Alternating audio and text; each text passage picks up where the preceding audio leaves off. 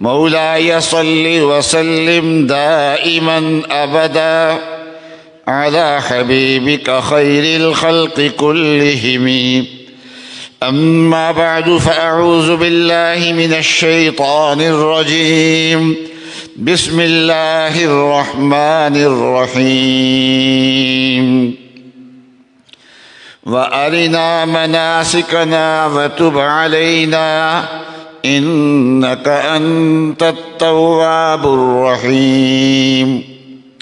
ربنا واجعلنا مسلمين لك ومن ذريتنا أمة مسلمة لك وأرنا مناسكنا وتب علينا إنك أنت التواب الرحيم.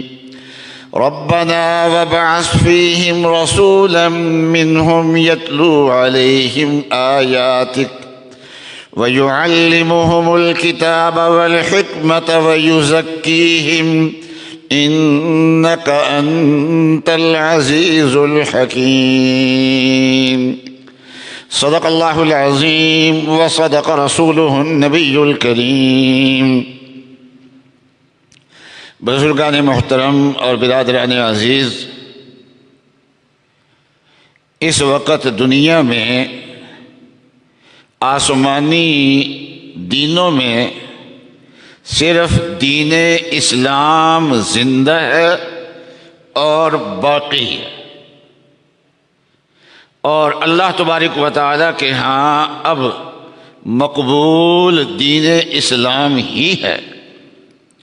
ایک جگہ ارشاد فرمایا کہ ان الدین عند اللہ الاسلام، کہ دین جو ہے وہ اللہ کے نزدیک صرف اسلام ہے۔ اسلام مذہب نہیں ہے، اسلام دین ہے۔ مذہب کہتے ہیں راستے کو جس پہ چل کے کہیں پہنچا جائے، تو ہم اسلام تک پہنچتے ہیں جن راستوں سے چل کے ہم پہنچتے ہیں، ان راستوں کو مذہب کہہ دیتے ہیں، اور دین اسلام جو ہے یہ دین ہے، یہ مقصود ہے، یہ منزل ہے، اور ہمیں راستے اختیار کرنے کا بھی حکم دیا ہے۔ اہدنا الصراط المستقیم، اے اللہ ہمیں سیدھا راستہ دکھائیے۔ صراط الذین انعمت علیہم، کون سا راستہ؟ جو راستہ اللہ کے انعام یافتہ بندوں نے بنایا ہے۔ آج ہم قرآن پڑھتے ہیں تو ہم تجوید و قراءت کے اس راستے پہ چل کے نبی اقدس صلی اللہ علیہ وسلم تک پہنچ جاتے ہیں اور قرآن پاک پڑھتے ہیں، یہ راستہ ہے۔ اور اسی طریقے سے آج ہم نبی اقدس صلی اللہ علیہ وسلم تک، ان کے علوم تک ہم پہنچتے ہیں علوم الحدیث کے ذریعے سے۔ یہ علوم الحدیث اللہ کے بندوں کے بنائے ہوئے راستے ہیں۔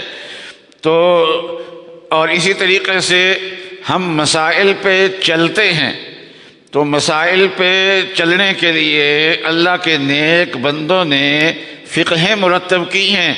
ان فقوں میں سے کسی ایک فقہ پہ چل کے ہم نبی اقدس صلی اللہ علیہ وسلم تک پہنچ جاتے ہیں۔ جیسے صحابہ حضرت صلی اللہ علیہ وسلم کا اتباع کرتے تھے، اسی طریقے سے آج بھی ہم اتباع کرتے ہیں، لیکن وہ براہ راست حضرت صلی اللہ علیہ وسلم کو دیکھتے تھے۔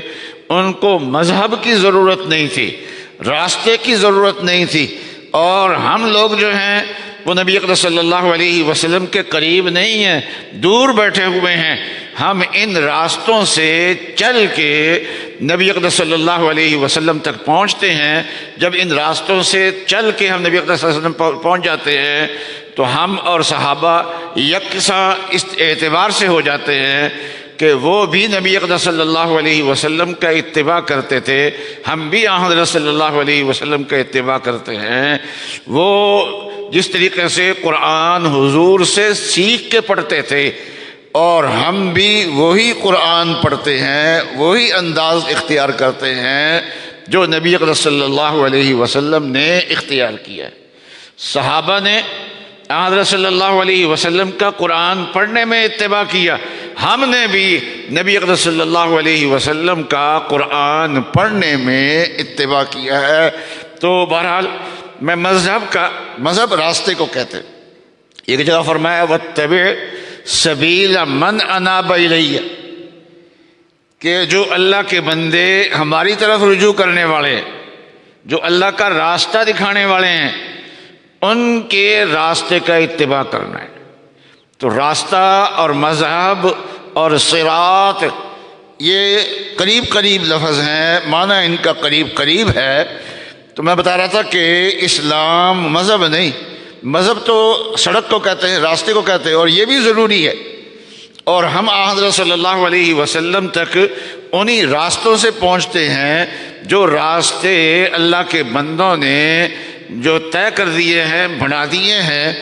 تو ہم بھی حضرت صلی اللہ علیہ وسلم تک پہنچ رہے ہیں۔ تو بہرحال ان الدین عند اللہ الاسلام، کہ دین اللہ کے نزدیک صرف اسلام ہے۔ اور دوسری جگہ ارشاد فرما دیا وَمَن يَبْتَغِ غَيْرَ الْإِسْلَامِ دِينًا فَلَن يُقْبَلَ مِنْهُ، اور جس آدمی نے اسلام کے سوا کسی اور دین کو اختیار کیا تو اللہ تبارک و تعالی ہرگز اس کو قبول نہیں کرے، الٹا لٹک جائے اور کہیں سے وہ تورات لے کے آ جائے، وہ تورات کی تختیاں لے کے آ جائے جو موسیٰ علیہ السلام پہ نازل ہوئی تھی، اور اس پہ عمل کرنا شروع کر دے، اللہ تعالیٰ کہتے ہیں آج قبول نہیں، آج اگر قبول ہے تو صرف اسلام ہے۔ اور کوئی آدمی وہی اصلی انجیل لے کے آ جائے جو حضرت عیسیٰ علیہ السلام پہ نازل ہوئی تھی اور اس پہ عمل کرنا شروع کر دے، تو یاد رکھیے آج اللہ کے ہاں وہ معتبر نہیں ہے، آج اصلی تورات موجود نہیں ہے، اصلی انجیل موجود نہیں ہے، لیکن وہ لوگوں کے سامنے آئے گی، اصلی انجیل بھی آئے گی، اصل تورات بھی آئے گی، اس لیے کہ اللہ تبارک و تعالی نے سیدنا عیسیٰ علیہ السلام پہ انجیل نازل کی تھی، اور اللہ تعالیٰ نے سیدنا عیسیٰ علیہ السلام کو تورات بھی سکھائی تھی، اس لیے عیسیٰ علیہ السلام کو انجیل بھی آتی ہے، وہ جو ان کو آتی ہے وہ اصلی ہے، اور عیسیٰ علیہ السلام کو تورات بھی آتی ہے، اور جو تورات عیسیٰ علیہ السلام کو آتی ہے وہ اصلی ہے۔ اور عیسیٰ علیہ السلام کو اللہ تعالیٰ نے کتاب و سنت کا بھی علم دیا، قرآن کا بھی علم دیا اور سنت کا بھی علم دیا، وَيُعَلِّمُهُ الْكِتَابَ وَالْحِكْمَةَ وَالتَّوْرَاةَ وَالْإِنجِيلَ، تین مذہب کی کتابوں کا اللہ تبارک و تعالیٰ نے حضرت عیسیٰ علیہ السلام کو حکم دیا۔ تو ظاہر بات ہے کہ عیسیٰ علیہ السلام نے دنیا میں دوبارہ آنا ہے، تشریف لانا ہے، اور جب عیسیٰ علیہ السلام دنیا میں تشریف لائیں گے تو ان کے دماغ میں تورات بھی ہوگی، ان کے دماغ میں انجیل بھی ہوگی، تو اصلی انجیل دنیا کے سامنے آ سکتی ہے دوبارہ۔ اصل تو وہ باقی یہ ہے کہ اپنے دماغ میں جو ان کے اور دل و دماغ میں جو اللہ تعالیٰ نے تورات اور انجیل رکھی ہے عیسیٰ علیہ السلام کے، وہ دنیا کے سامنے لاتے ہیں یا اپنے پاس ہی رکھتے ہیں، یہ اللہ بہتر جانتا ہے، لیکن جب وہ آئیں گے تو اصلی تورات موجود ہوگی عیسیٰ علیہ السلام کے ذہن میں، اصل انجیل موجود ہوگی عیسیٰ علیہ السلام کے ذہن میں، باقی لوگوں کے سامنے اس کو لاتے ہیں یا نہیں لاتے یہ اس کے بارے میں کچھ پتہ نہیں ہے۔ تو بہرحال اصل تورات آ جائے، اصل انجیل آ جائے، اللہ کی بارگاہ میں قبول کیا ہے وہ۔ اور آج تورات اور انجیل اپنی اصل شکل میں محفوظ نہیں ہے، اور اس کے اندر تحریفات ہو گئی ہیں۔ اور جب سے یہ پریس آیا ہے اور کتابیں چھپنی شروع ہوئی ہیں تو اس وقت سے بائبل بھی چھپ رہی ہے۔ تو کچھ علماء نے مختلف نسخے جمع کیے ہیں، فلاں سند میں چھپنے والی، فلاں سند میں چھپنے والی، فلاں سند میں چھپنے والی، تو ان کو جمع کر کے اپنے پاس رکھا، یہ دکھانے کے لیے کہ اتنے عرصے میں جب پریس آئی ہے تو پریس آنے کے بعد جو تورات میں اور انجیل میں، بائبل ایک مجموعہ ہے جس میں تورات بھی ہے اور انجیل بھی ہے، تو اس میں تبدیلیاں کتنی آ گئی ہیں جس کی، اور قرآن پاک بھی اس وقت سے چھپ رہا ہے جب سے پریس آئی ہے، لیکن جب سے قرآن پاک چھپ رہا ہے اس وقت سے لے کے آج تک کے قرآن پاک کو جمع کیا جائے تو قرآن پاک جو ہے اس کے ایک حرف کے اندر تبدیلی نہیں ہے۔ یہ ہو سکتا ہے کہ کاتب سے کہیں غلطی ہو گئی ہو اور وہ غلطی آگے چھپ گئی ہو قرآن پاک میں، اور ایک جگہ غلطی نہ ہوئی ہو بلکہ ایک سے زائد جگہ پہ غلطی ہوئی ہو اور وہ چھپ گئی ہو، تو اللہ تعالیٰ تو یہ ایسا ہو سکتا ہے، لیکن ایسے قرآن پاک پھر امت کے اندر چلے نہیں۔ بعض لوگ کہتے ہیں کہ انسانوں سے غلطی ہو سکتی ہے، کیا قرآن نقل کرنے والوں سے غلطی نہیں ہو سکتی؟ قرآن چھاپنے والوں سے غلطی نہیں ہو سکتی؟ قرآن لکھنے والوں سے غلطی نہیں ہو سکتی؟ تو اس کا جواب یہ ہے کہ غلطی ہو سکتی ہے۔ ایک ہوتا ہے غلطی ہونا اور ایک ہوتا ہے غلطی کا چلنا، دونوں الگ الگ چیزیں ہیں۔ تو قرآن پاک میں غلطی لگ سکتی ہے لیکن غلطی چل نہیں سکتی۔ آپ رمضان میں دیکھتے ہیں نا تو حافظ کو غلطی لگ جاتی ہے، لیکن اگر پیچھے سامنے کھڑے ہوں تو پھر وہ غلطی چلتی نہیں ہے۔ تو قرآن پاک میں کسی کو غلطی لگ سکتی ہے لیکن غلطی چل جائے ایسا نہیں ہے۔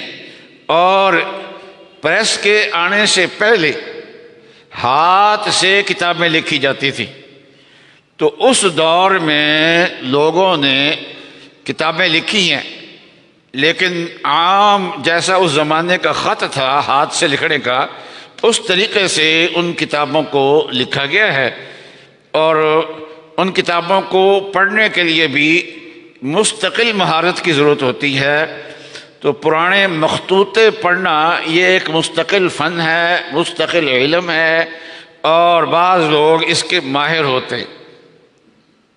لیکن اس دور میں، جس دور میں کتابیں ہاتھ سے لکھی جاتی تھیں، اور آج ان کتابوں کو پڑھنے کے لیے اس دور کے لکھی ہوئی جو چیزیں ہیں اس کی مہارت کی ضرورت ہے، ہر آدمی اس کو پڑھ نہیں سکتا۔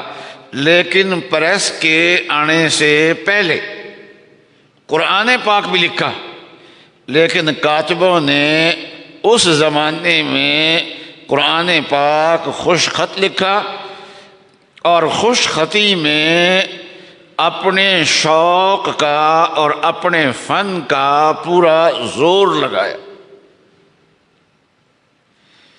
اس لیے آج دنیا میں جو قرآن پاک کے وہ مخطوطے موجود ہیں جو پریس کے ایجاد ہونے سے پہلے کے ہیں، ہاتھ کے لکھے ہوئے ہیں، اور دنیا میں اب بھی کوئی ایک نہیں، ہزاروں موجود ہیں،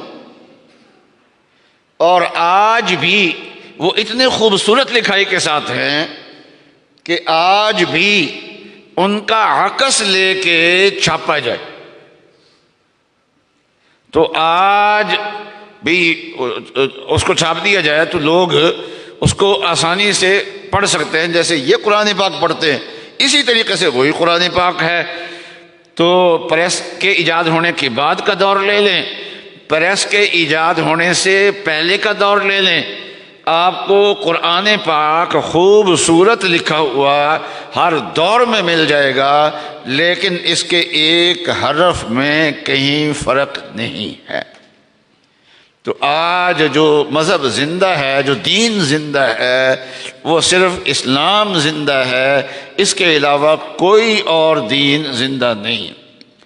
یہی وجہ ہے کہ آج عیسائیت جو ہے اس کی حیثیت دین کی نہیں رہی، اس کی حیثیت مذہب کی نہیں رہی، بلکہ عیسائیت ایک قومیت بن چکی ہے۔